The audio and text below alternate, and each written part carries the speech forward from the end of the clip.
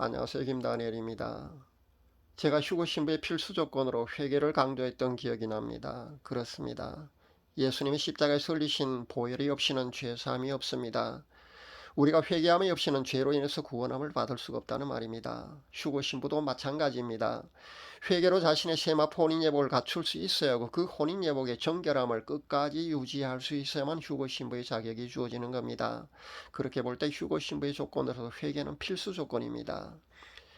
회개 없이는 정결함을 유지할 수 없고 회개 없이는 천국에 들어갈 수 없듯이 휴거 신부도 회개 없이는 절대 휴거 신부가 될 수 없습니다. 그래서 휴거 신부는 죄에 대해서 아주 예민한 아주 민감한 그런 상태의 사람입니다. 아주 사소해 보이는 죄조차도 성령께서 일깨워 주시고 회개를 시키십니다. 세상에 웬만한 욕심은 이미 거의 내려놓은 사람이 바로 휴거 신부입니다. 이런 경우는 이미 성령의 9가지 열매가 맺히는 그런 단계에 있기 때문에 성화의 깊은 단계에 이르러 있는 사람이 바로 휴거 신부입니다. 그래서 보통 사람들이 볼 때도 표면적으로도 그냥 보입니다. 그렇게 다른 사람들과 이미 구별되어 있는 것이 보통 사람의 눈에도 그냥 보입니다. 그래서 그리스도의 향기가 저절로 풍길 수밖에 없습니다. 조용히 눈을 감고 자신은 어떤지 한번 살펴볼 수 있기를 바랍니다. 아직도 세상 욕심과 세상적인 것들에 더 관심을 두고 그런 것들을 더 많이 추구하고 있는 것은 아닌지 한번 살펴볼 수 있기를 바랍니다. 그리고 미움과 질투와 욕심과 아집과 그런 자아가 죽지 않아서 여전히 온갖 죄의 더러운 덩어리가 자신 안에서 꿈틀대면서 남아있는 것은 아닌지를 한번 살펴볼 수 있기를 바랍니다. 휴거심으로 날마다 자신의 죄를 회개하는 회개의 생활화가 이미 되어 있는 사람입니다. 이미 세상적인 것들은 오래전에 끊어진 사람이 바로 휴거신부라고 할 수 있습니다. 온갖 죄의 덩어리, 세속적인 욕망의 덩어리가 희미해져 있는 사람이 바로 휴거신부입니다. 하루하루 사랑하는 주님과 뜨겁게 교제하는 사람이 바로 휴거신부입니다. 그분 없이는 한순간도 살 수 없는 사람이 휴거신부입니다. 그래서 휴거신부는 길을 걷다가도 주님을 생각하면 속에서 울컥 뜨거운 것이 올라옵니다. 그래서 콧잔등이 시큰해지고 왈칵 눈물이 쏟아집니다. 그만큼 주님을 간절히 사모하고 또 사랑하는 사람이 휴거 신부라는 겁니다. 지금 당장이라도 그분을 위해서라면 자신의 소중한 목숨까지도 기꺼이 버릴 수 있는, 지금 당장이라도 그분을 위해서 순교할 수 있는 사람이 바로 휴거 신부라는 겁니다. 여러분은 그러합니까? 그렇다면 여러분은 휴거 신부가 맞습니다. 개인적으로 그분으로부터 음성이나 꿈이나 환상으로 휴거 신부로 확정되었다는 그런 계시를 설령 받지 않았다 할지라도 제가 지금까지 말씀드린 그런 상태가 이미 여러분이 되어 있다면 여러분은 분명히 휴거 신부가 맞습니다. 휴거 신부가 아니라면 최소한 순교 대상자는 된다는 겁니다. 신앙은 단순히 머리로 이해하고 인식하는 그런 것이 절대 아닙니다. 수학적인 사고로도 절대 신앙을 이해할 수 없습니다. 믿음을 이해할 수 없습니다. 머리로 인식한 정도의 그런 믿음으로 천국에 들어간다는 그런 헛된 망상과 착각에서는 하루빨리 벗어나야 합니다. 제 메시지를 듣는 애들 중에는 이 사람은 믿음으로 구원함을 받는데 행위 즉 행함을 강조하는 것을 보니까 행위 구원론자가 아닌가 하고 의문을 표하는 그런 사람도 혹시 있을 줄 압니다. 그러나 그렇지 않습니다. 현재 한국교회에서 가장 심각한 병폐 중에 하나가 구원파적인 그런 구원론에 있다는 겁니다. 구원파가 이단이라면서 입에 거품을 물며 손가락질을 하는 그런 당사자들의 구원론도 실상은 구원파와 거의 비슷한 구원론을 가르치고 있다는 겁니다. 믿음을 말할 때 행함 즉 행위, 그러니까 말씀에 대한 순종을 애써 구별합니다. 그리고 행함을 그렇게 애써 구별한다는 겁니다. 믿음을 말할 때. 그리고 행함은 휴지통에 버리고 있습니다. 행함을 강조하는 야고보서는 쓰레기통에 버려야 하는 그런 서신으로 홀대하고 있다는 말이 되겠습니다. 죄에 대해서 강조하고 지적하지 않은 지 한국교회는 이미 오래되었습니다. 그러니까 회개 또한 강단에서 사라진 지 이미 오래입니다. 거룩함으로의 추구 즉 성화의 필요성은 입에 담지도 않습니다. 그 대신에 번영복음, 그러니까 이 땅에서 어떻게 잘 먹고 잘 살지, 이 땅에서 잘 되고 복 받는 비결이나 가르치고 있습니다. 달콤한 사탕 발린 듣기 좋은 메시지로 성도들을 안심시키고 그들의 귀를 즐겁게 하는 그런 메시지만 전합니다. 인본주의로 가득한 그런 예화를 들고 그런 내용의 그런 감성팔이, 그런 인본주의, 그런 메시지를 전하고 있습니다.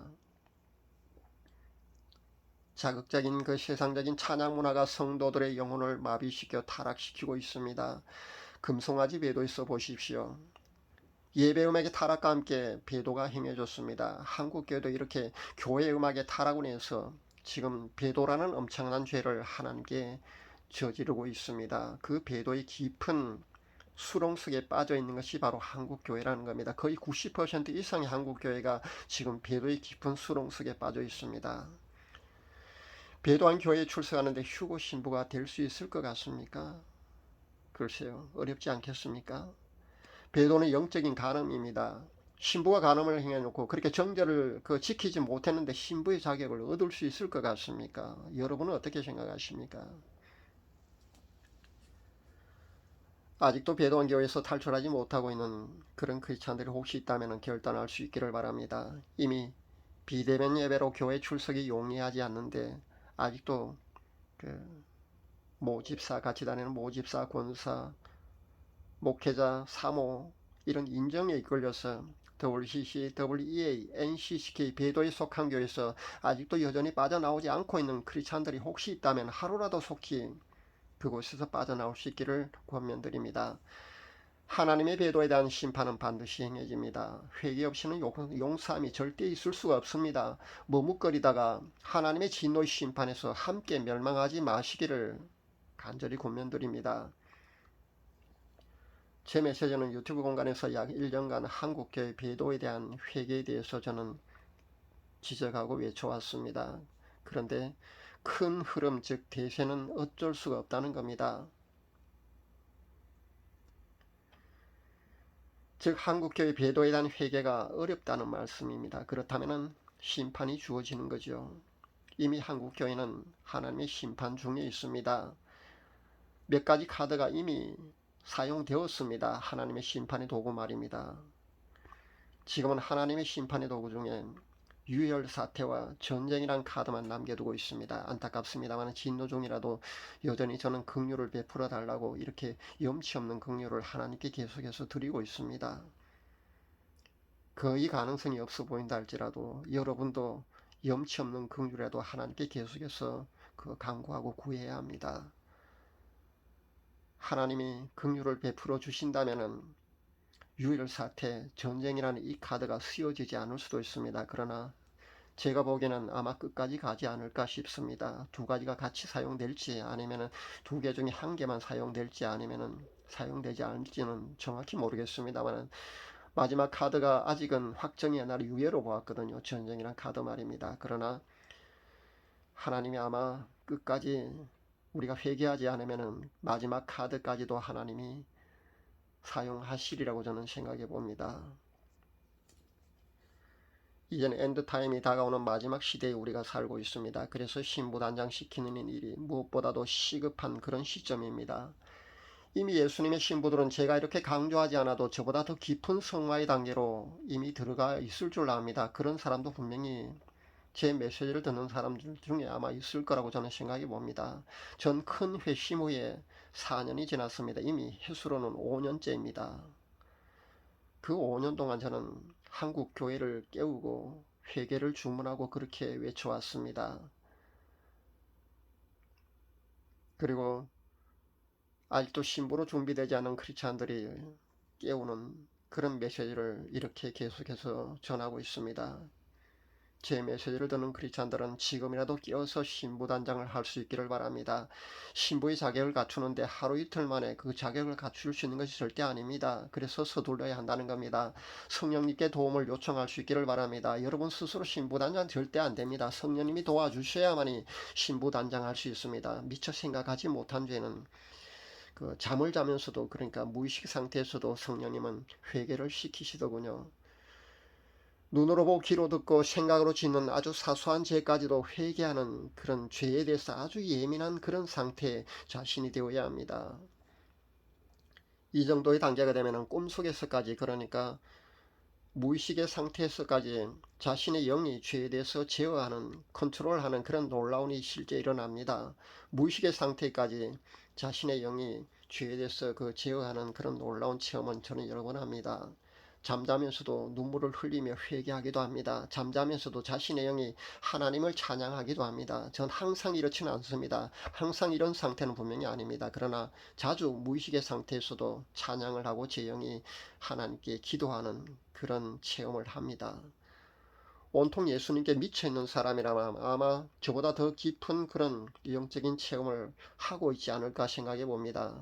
그리고 꿈이나 환상, 음성이 주어지는 것은 성화의 어느 단계가 되면 누구나 가능합니다. 한동안은 자신의 의식이 나타날 수도 있고 양신의 역사도 있을 수가 있습니다. 그러나 더 깊은 단계에 들어가게 되면 명료하게 성령님의 음성과 성령님이 주시는 꿈과 환상만 주어집니다. 그리고 예언은 성령님이 내주에 계시는 크리스찬이라면 누구나 가능하다는 겁니다.